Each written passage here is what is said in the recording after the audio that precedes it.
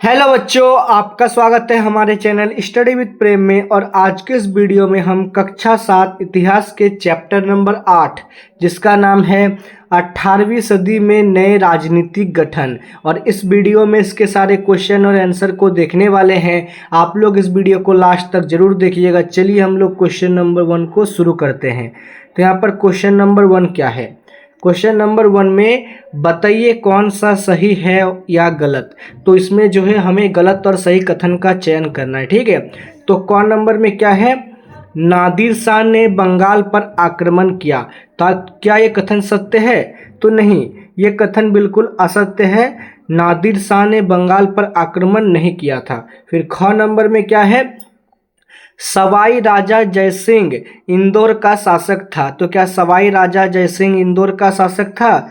यह कथन बिल्कुल गलत है। फिर है गौ नंबर में गुरु गोविंद सिंह सिखों के 10वें गुरु थे। तो ये कथन बिल्कुल सत्य है, क्योंकि गुरु गोविंद सिंह जी ही सिखों के 10वें गुरु थे।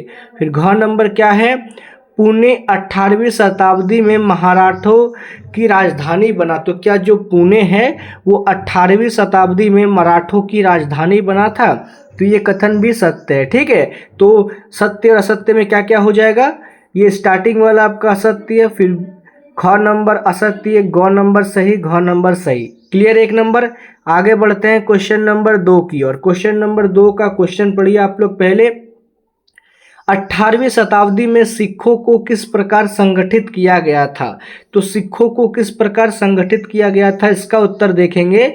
3 पॉइंटों में इसका उत्तर लिखा गया है। पहला पॉइंट है 18वीं शताब्दी में कई योग्य नेताओं के नेतृत्व में सिखों ने अपने अपने राज्यों, अपने अपने पहले जत्थों और बाद में मिसलों में संगठित किया। इन जत्थों एवं मिसलों को संयुक्त सेनाएं दल खालसा कहलाती थी, ठीक है। आगे क्या है? यह संगठन बैसाखी और दिवाली पर्व पर अमृतसर में मिलता था। इन बैठकों में वो सामूहिक निर्णय लिए जाते थे, जैसे गुरुमत्ता, गुरु के प्रस्ताव कहा जाता था। फिर आगे क्या है? सिखों ने व्यवस्था स्थापित की जिसके अंतर्गत किसानों से उनकी उपज का 20% कर के रूप में लेकर बदले में उन्हें संरक्षण प्रदान किया। तो सिखों ने जो है ना अपने आप को संगठित करने के लिए जत्थों और मिसल 2 रूप में वो लोग संगठित हुए, और यह संगठन बैसाखी और दीपावली के समय अमृतसर में मिलता था, ठीक है। और वे लोग एक ऐसी व्यवस्था स्थापित किए थे जिसमें वो लोग किसानों से 20% कर लेते थे, और उसके बदले उन लोगों को वे लोग सुरक्षा प्रदान करते थे, ठीक है। क्वेश्चन नंबर 2 समझ चुके हैं, क्लियर हो गया है। आगे बढ़ते हैं क्वेश्चन नंबर 3 की ओर।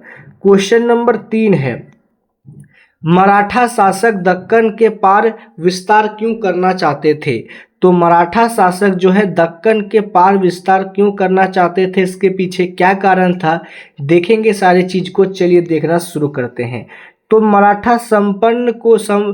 मराठा संप्रभुता को स्वीकार करने और व्यापार और कृषि को नियंत्रित करने के एक तरीके के रूप में श्रद्धांजलि प्राप्त करने के लिए मराठाओं का विस्तार करना चाहता था। जो मराठा साम्राज्य है ना, वो संप्रभुता को स्वीकार करना और कृषि पर नियंत्रण करने के तरीके के रूप में जो है श्रद्धांजलि प्राप्त करना चाहता था, ठीक है। और मराठाओं का विस्तार करना चाहता था। विस्तार भी अपने साथ भारी संसाधन लेकर आया। जब वो लोग अपने आप को विस्तार करना चाहते थे तो साथ में भारी संसाधन भी लेकर आए, ठीक है। तो ये भी क्वेश्चन क्लियर हो चुका है। 3 नंबर। आगे बढ़ेंगे हम लोग क्वेश्चन नंबर 4 की ओर। सारे प्रश्नों को आप लोग अपने कॉपी में उतारते हुए चलिए, जिससे आपको एग्जाम के टाइम में कोई दिक्कत ना हो। और 4 नंबर क्वेश्चन है, क्या आपके विचार से आज महाजन और बैंकर उसी तरह का प्रभाव रखते हैं जैसे कि 18वीं शताब्दी में रखा करते थे? तो ये कथन है, जो आज जो महाजन है ना और बैंकर उसी तरह का प्रभाव रखते हैं क्या जो 18वीं सदी के लोग रखा करते थे? तो इसका उत्तर है 18वीं शताब्दी के दौरान व्यापारी बैंकर से अधिक प्रभावशाली होते थे। मतलब जो व्यापारी बैंकर होते थे ना, वो अधिक प्रभावशाली होते थे। वे उच्च दरों में ऋण पर्याप्त कर अवसर प्रदान करते थे। वे लोग ब्याज जो लेते थे उसका दर बहुत उच्च रखते थे और लोगों को ऋण देते थे।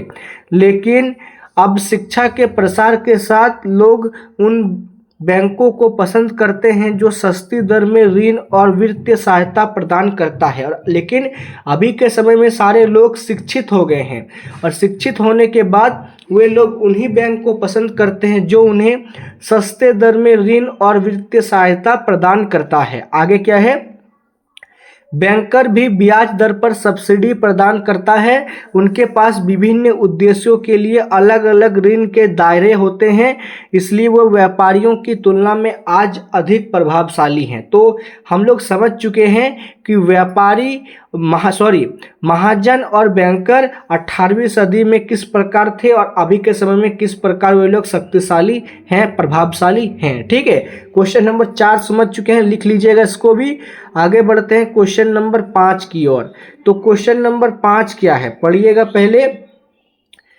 क्या अध्याय में उल्लेखित किसी भी राज्य अपने प्रांत में विकसित हुए थे?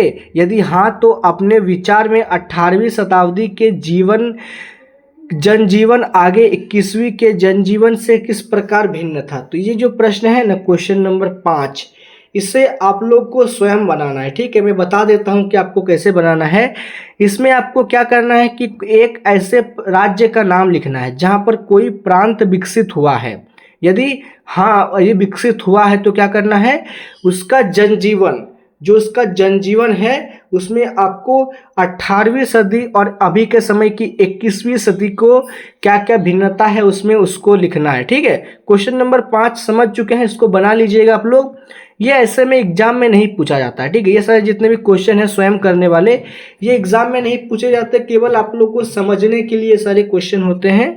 फिर आगे क्या है, क्वेश्चन नंबर 6, राजपूतों, जाटों, सिखों और मराठों ने किसी एक समूह के शासकों के बारे में कुछ और कहानियों का पता लगाइए। तो ये भी जो प्रश्न है 6 नंबर, ये भी आप लोग को स्वयं करना है, ये कार्य स्वयं करें, क्योंकि आपको इसमें करना क्या है, राजपूत, जो राजपूत हैं, जाट हैं, सिख हैं, मराठे हैं, किसी एक शासन के बारे में आपको कुछ कहानियों का पता लगाना है और उसे आपको अपने कॉपी में लिखना है। ठीक है, इसको कर लीजिएगा आप लोग।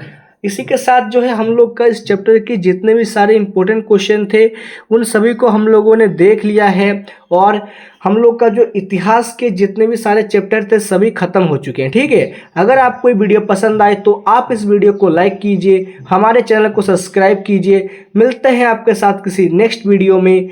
जय हिंद, जय भारत।